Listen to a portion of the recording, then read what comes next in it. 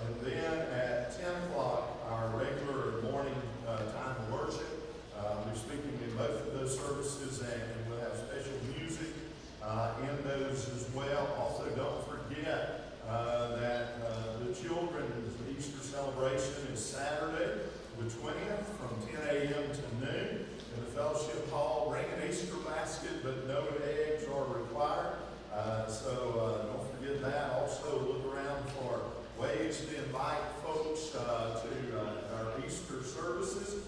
And also remember, at the conclusion of the service tonight, we will have our regular conference and call conference on the 28th. So just remember those announcements. Good to see you. If you would stand with us.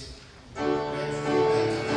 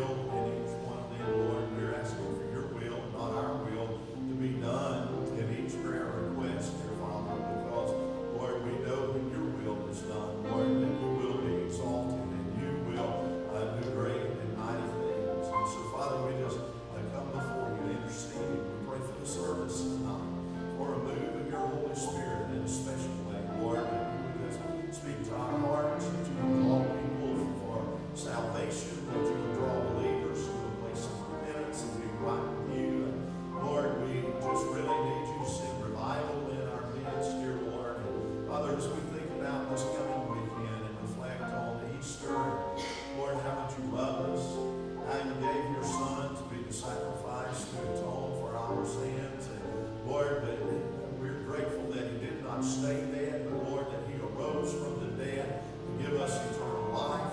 Oh God, we just pray, dear Heavenly Father, that many people will come to the services in the county and around the nation, Lord, this weekend and this coming weekend, to hear about a living Christ, and may their lives be transformed through it, dear God. Lord, we just love you and praise you for all that you do for us. Lord, we just praise you and thank you for who you are and how awesome you are and what a great God we serve.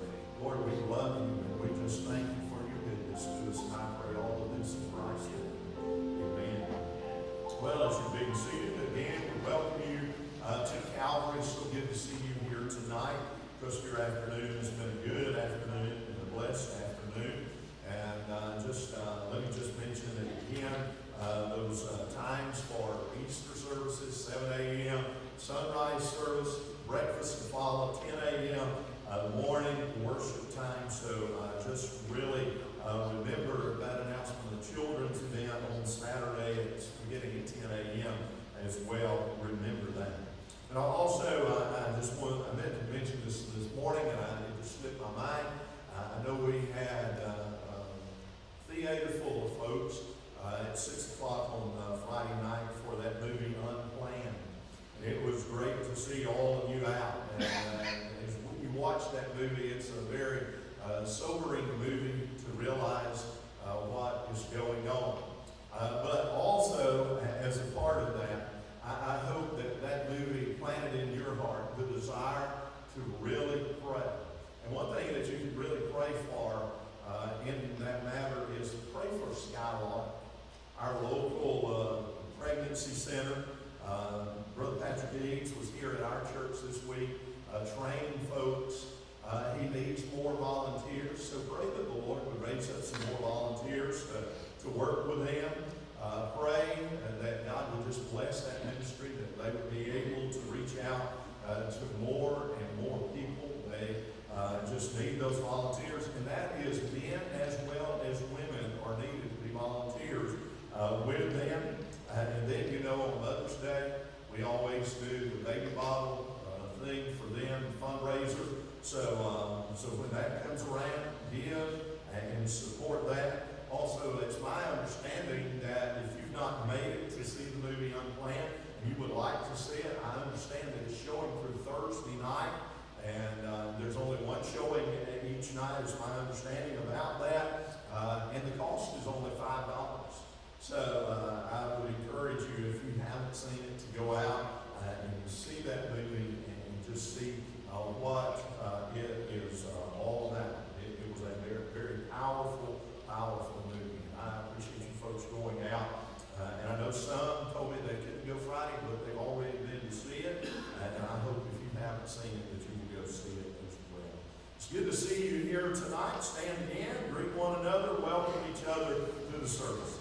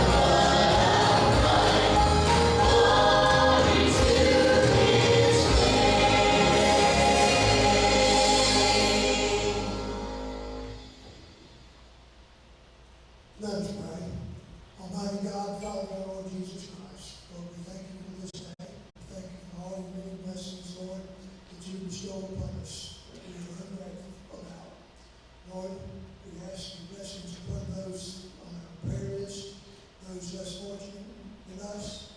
We ask now, Lord, that you bless these tithes and offerings to further the good kingdom here on earth.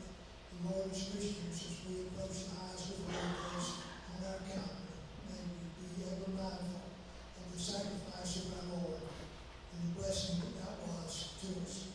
Again, Lord, forgive us for every failure. In Jesus' name, amen. Okay, so I'm going to sing a song tonight. It's a little bit different for me. It may be a little hard to now destroy it. But so for the last 3 years, been through a little spiritual journey, and this has been a song that has been kind of an anthem to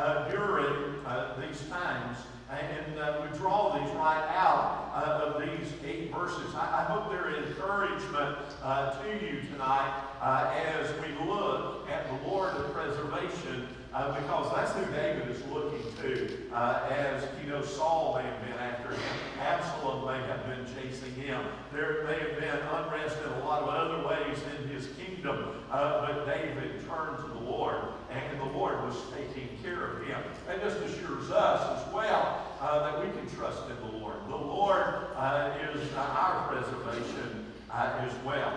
Notice verse 1 and 2 with me. He said, "Preserve me, O God, for in you I put my trust. O my soul, you have said to the Lord, you are my Lord. My goodness is nothing apart from you." When you begin to consider these two verses, the thing that you will notice is that David is looking to the Lord. He is looking for him. Notice he said, "I trusted in you," but he has said, "Preserve me, O Lord." He is asking the Lord to watch over him, to protect him, to be with him. What David, in essence, is declaring is, "My help comes from the Lord."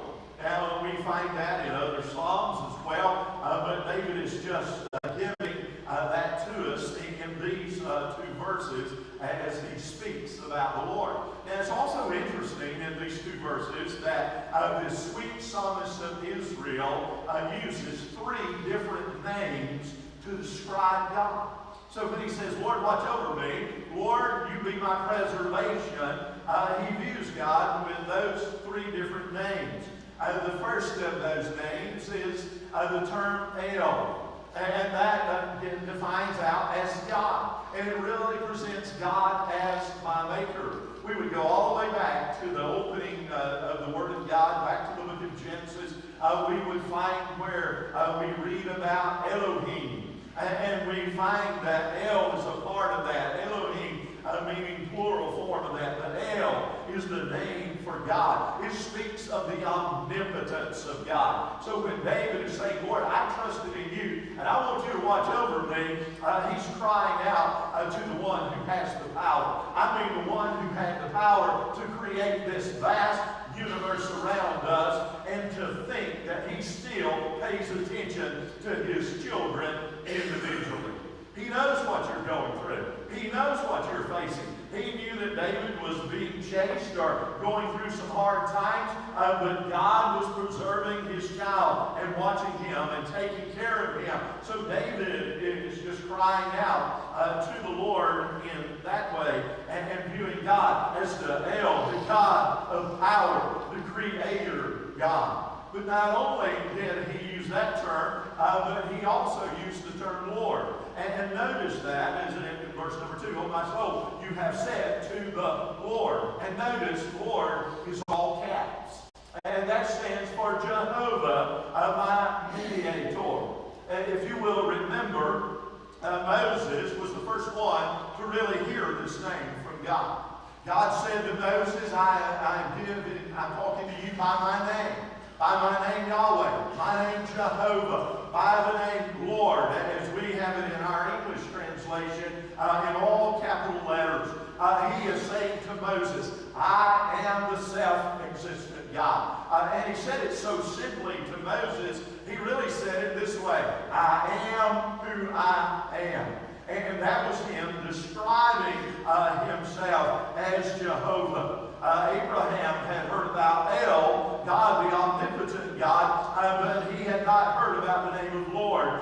So we find that this was the name that Moses came to know him by. This self-existent God. This God who gave this name to Moses, who said to Moses, "I want you to enter into a covenant relationship with me, Moses, and I'm going to take care of you. I'm going to take care of the children of Israel. I will be the mediator. I'm going to work things out between me and you, and I am going to watch over you and enter into a covenant relationship with you." So he knows God as El. He knows God as Lord in the sense of the capital letters and Jehovah, but he also viewed him as Lord in that next line, "You are my Lord," L-O-R-D, and it's not all caps. And that is the term Adonai, or Adonai, and that means my master. Now this was even a term that was used by a slave to refer to his master, but it speaks of that term master. But it reveals God as sovereign. It reveals God as king, and who wants his children to be obedient to him and to his will for their lives. So David is saying, "Lord, watch over me. God be my preserver." He he's just living for the Lord. He wants the Lord to really work in his life. And notice, it's kind of interesting, David makes a statement in the next little phrase where he says a word about his own goodness. And notice how he said that, my goodness is nothing apart from you. God, I have no goodness. I have no standing of my own to stand with you. But because God entered into covenant with David. Because God had come and called David, and David submitted to him for God to be his master. And because he recognized the power of God to transform his life, then he had a good standing with God. Not based on his goodness, but based on what God gave him. I was actually reading through the Proverbs this morning, and I was reading through chapter 20 of the Proverbs, and I came to verse number 9. And I want to read that verse to you and share it with you. Who can say, I have made my heart clean? I am pure from my sin. Who can say, I have made my heart clean? I am pure from my sin. That was the equivalent of David saying, I have no goodness apart from you. I can't make myself worthy to stand in your presence, God. I cannot do that. But he understood, David did, we should as well, that he was able to have God preserve him solely on the means of God's grace, solely on the means of God's goodness. We have a God who is capable of preserving us in the face of trials and conflicts in this life. And we also find, when we know God in this way, that our trust in God provides us with peace like nothing the world can give us. So David said, I am loving you, Lord. I am really loving you, and I'm trusting in you. But now it comes to a second thing that I want to share with you as we get to verse 3. And that, he said, I'm not only loving the Lord, but I am living with love. Notice how he said in verse 3, as for the saints who are on the earth, they are the excellent ones in whom is all my delight. David was really saying here, he said, my heroes are fellow believers. They are my believers. He had said, God is my help. And now he says, these believers, other believers, are my heroes. They trusted in the Lord. And he said, I love to hang out with them. Do you know that other believers, that they ought to be our heroes? They ought to be those that we look to, those that, these excellent ones, as he calls them, in whom is all my delight. We should want to be with other believers. That ought to be something planted in our heart. As children of God, that we want to hang out with other believers. Have you ever had an encounter where you went into some place and you began to talk to somebody, and before long you realized you found out they were a Christian, and you were a Christian talking with them, and before long your conversation it just kept growing as you talked about the things of the Lord, and your mind really came at ease, and your heart began to warm, and maybe even a smile came on your face because you said, I am with a fellow believer. They understand what I'm talking about and whom I'm with. See, we ought to just really enjoy that kind of fellowship. They ought to be our heroes. We ought to walk with them. We ought to encourage them. I mean, we receive encouragement from them, and we ought to give that out as well. Let me give you 2 or 3 verses under this one. One is Psalm 133, verse 1. It says, behold, how good and pleasant it is for brethren to dwell together in unity. Oh, how important that is, that we as brothers dwell in unity, walking with one another, encouraging one another. And then in Psalm 119, these are the words, I am a companion of all who fear you, of those who keep your precepts. Those are the folks that ought to be our heroes that we're really looking to, that we're seeking guidance from them, not from those people of the world, but from these kind of individuals and believers. And even over in the New Testament, in 1 John, we find in 1 John chapter 1, verse 3, that which we have seen and heard, we declare to you, that you also may have fellowship with us. Living with the love, living goes on and says, and truly our fellowship is with the Father and with His Son, Jesus Christ. David said, I want to hang out with believers. I want to be around with godly. I want some of that godliness that they have to kind of rub off on me. I want to see the way they handle situations and the way they walk with the Lord. I want that to be an encouragement to me. So David wanted to be living with those that love the Lord. But another thing, when you get to verse number 4, the next thing you'll find is that he had a loathing for the lawless.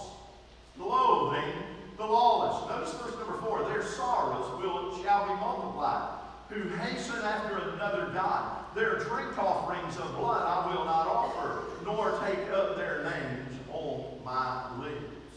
Now, David had proclaimed that his help came from the Lord, and he had proclaimed that his heroes were those of the faith. And now he is proclaiming that his hatred is for those who oppose the things of God and lead others into sin.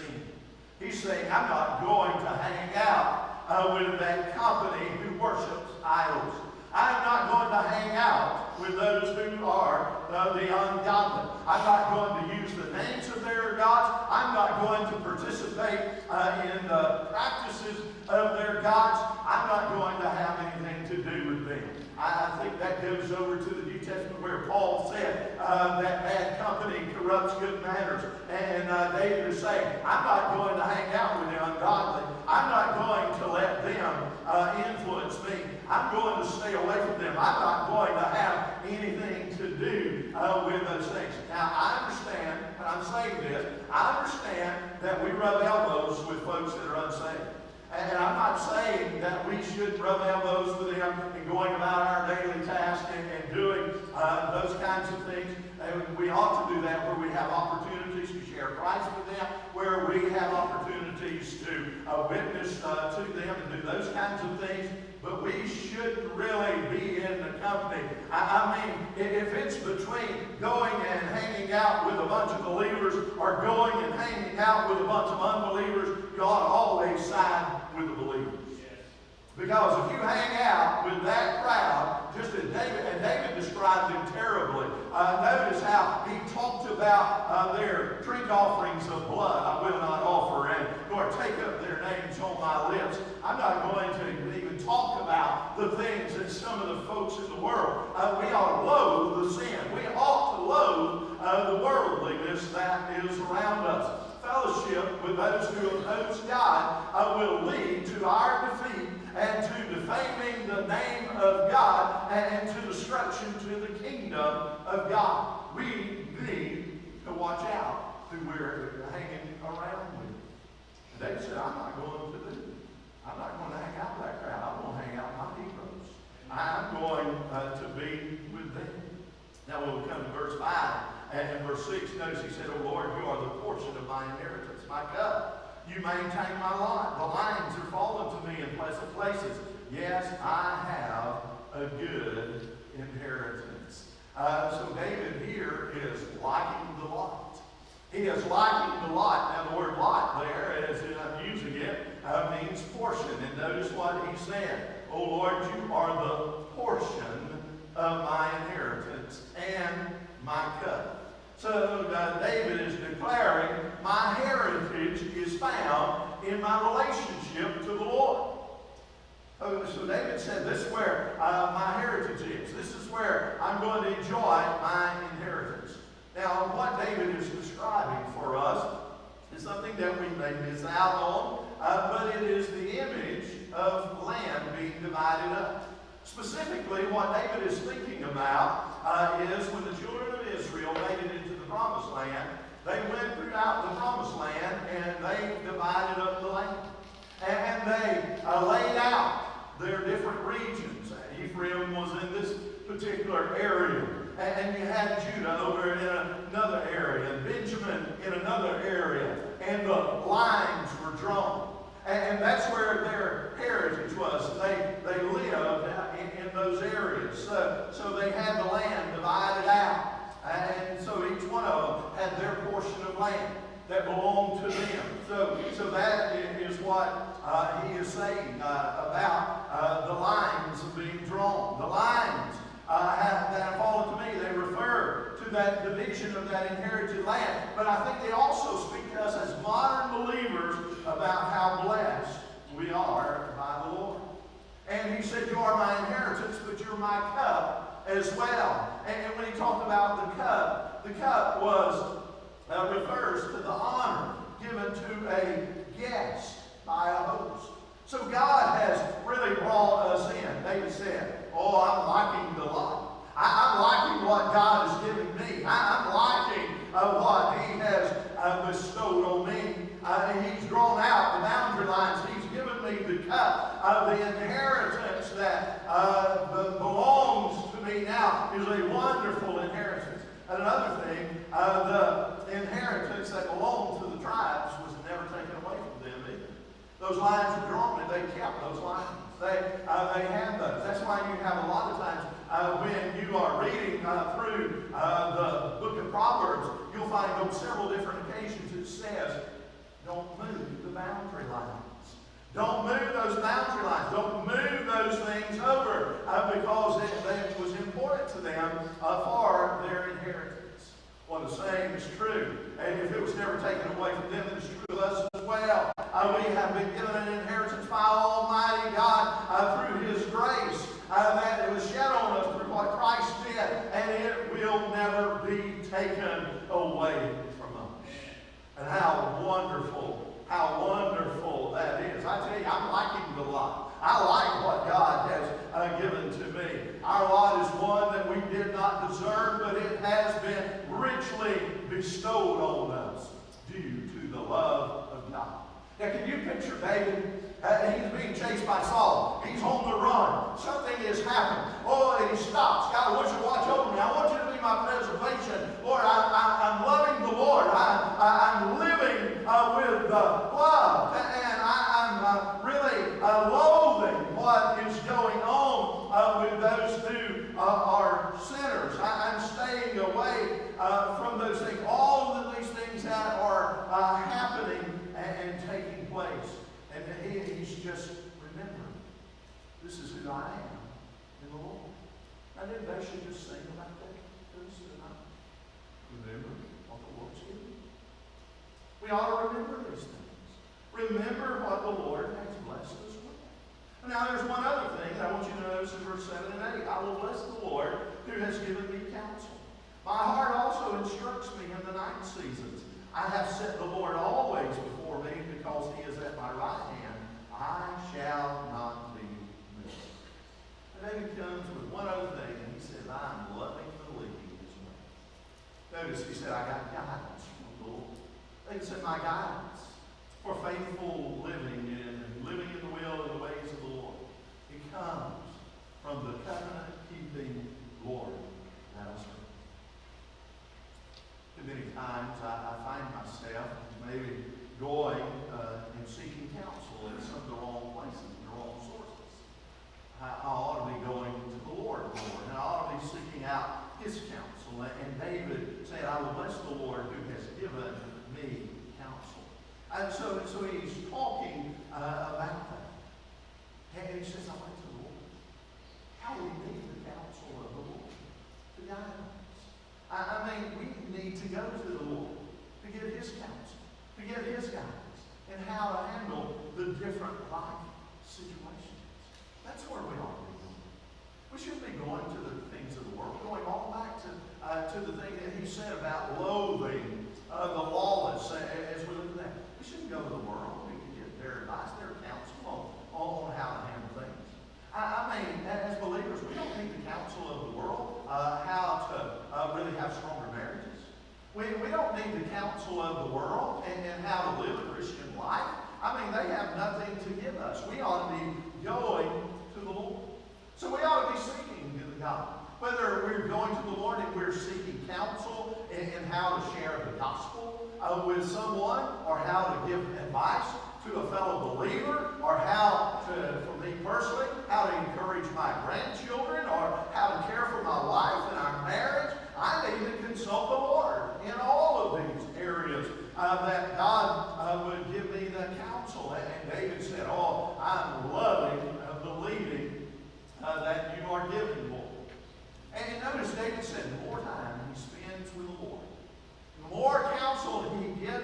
from the Lord and from His Word, he says, I'm able to meditate on that truth in the night. His counsel continues to feed me. I find more consolation. I find more peace. And it just keeps on growing and just really adding to it. So keeping God in His precepts, and notice that's the next thing David said. David said, I keep the Lord always before me. Keep the Lord and His precepts always before you. And you will find that is a tremendous source of security. That's a tremendous source of help. Because he said, if I always set the Lord before me, then he said, because He is at my right hand, I shall not be moved. David said, the Lord's always ready, standing ready to defend me, to enable me to stand true for Him. So do you see the earthly provisions of God? The Lord blesses us with provisions that empower us to live the Christian life to the fullest in this world. So just take a moment. Consider your portion with the Lord. Consider your portion.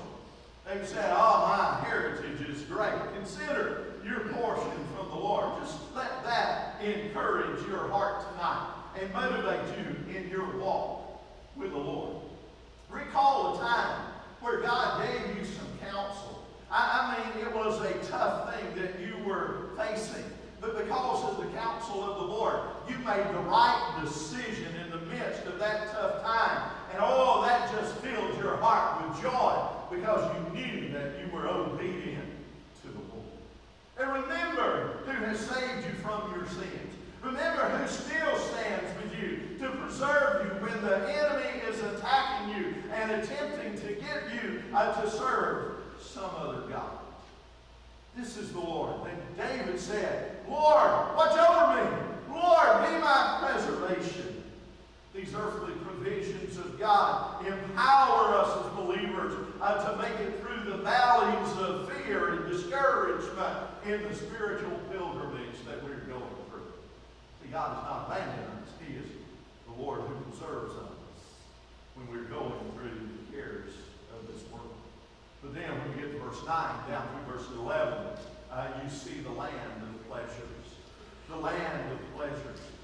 Notice in verse number 9, therefore my heart is glad, and my glory rejoices. My flesh also will rest in God. Notice what David is doing there. Gladness declared. Oh, he is boasting. My heart is one of gladness. He is saying, God has been so good to me. My heart is just overrun, overflowing with gladness because God has preserved me and been with me. He says he rejoices because of the glory to come.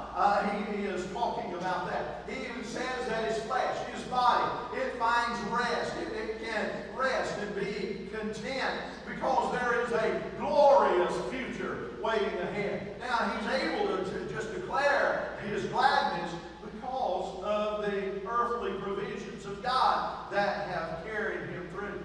The land of wonder awaiting the believer. It's going to be a place of eternal rest, not cessation from any activity, but rest from the fight with the enemy of our souls. And it's going to be wonderful when we get over there. We're going to rejoice when we behold the glory of God in that heavenly land.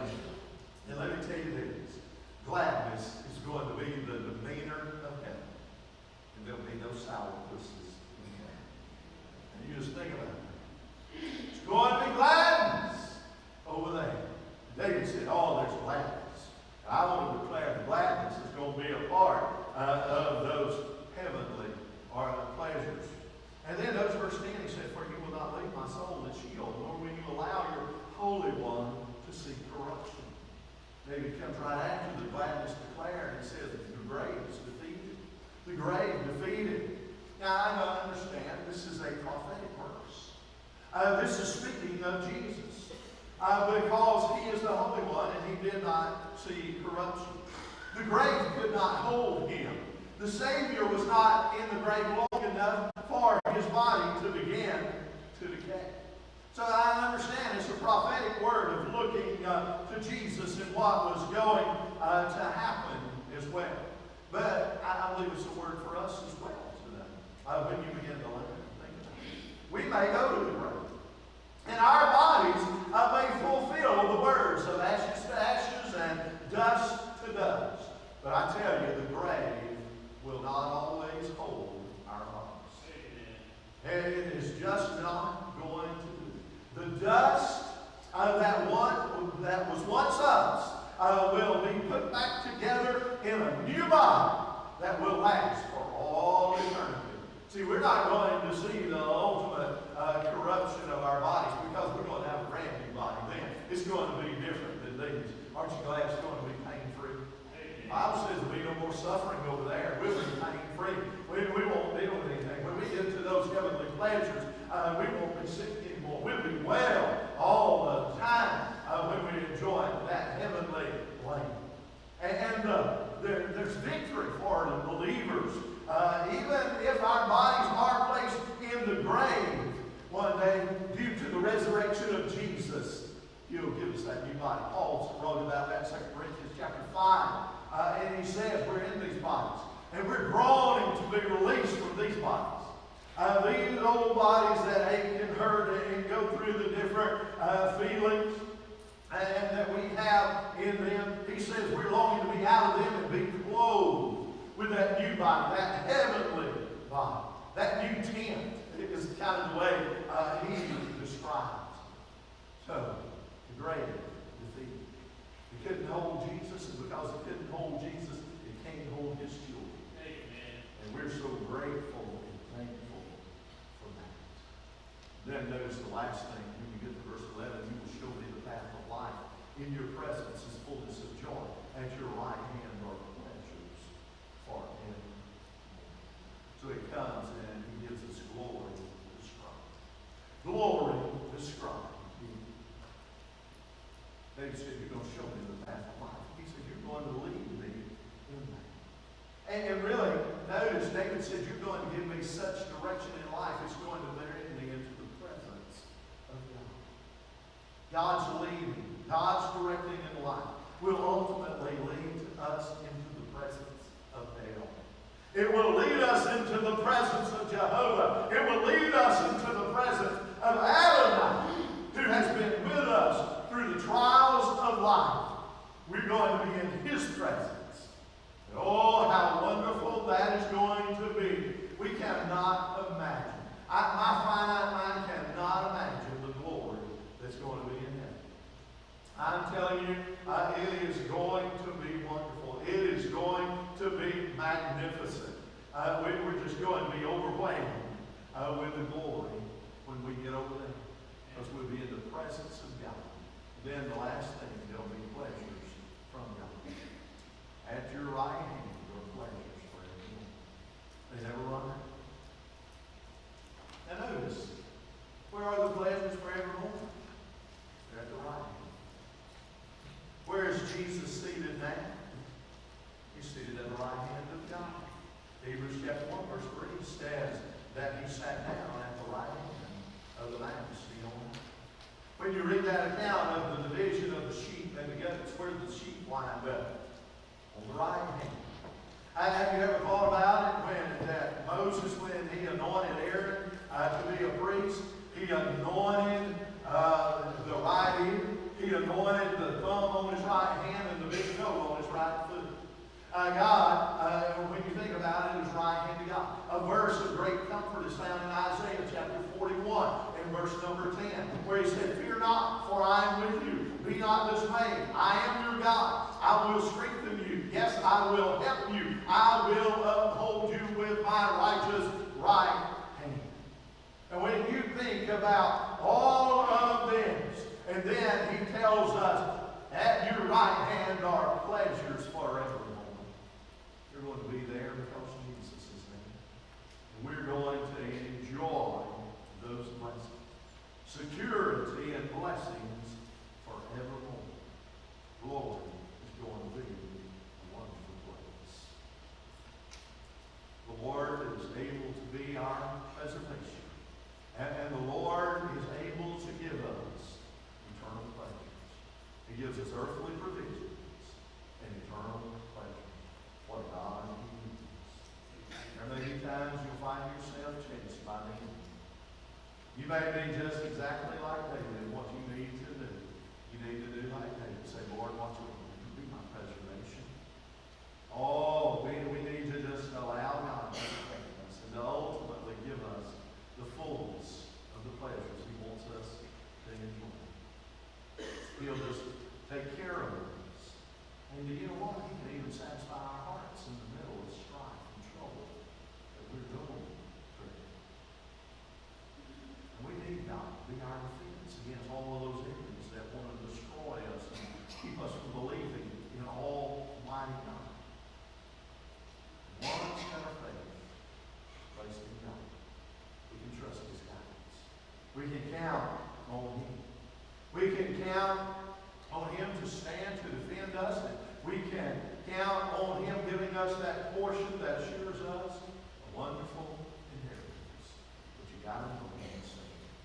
If you don't know him as Savior tonight, why not meet him tonight? Why not meet this great God who has provision for life? Pleasures for him. Would you bow your heads? We're preparing for the invitation in.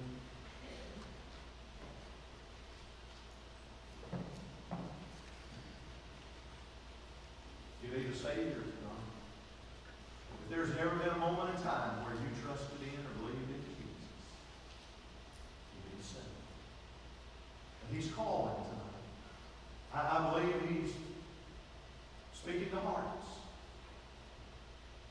You need to respond. You need to say, I'm a sinner. Repent of that sin. Come to faith in Christ.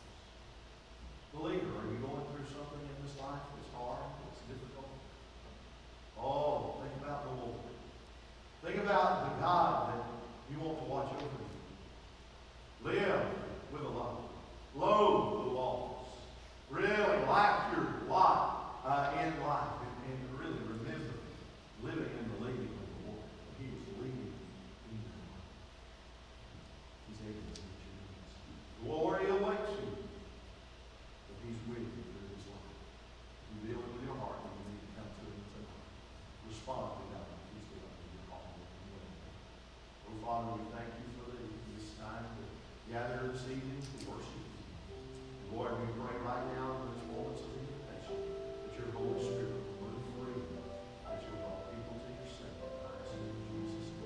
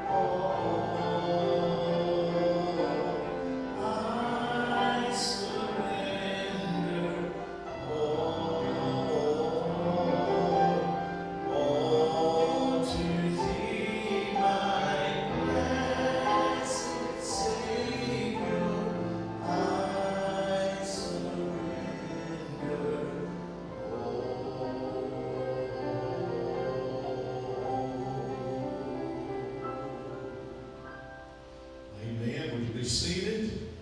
We do have a conference tonight, so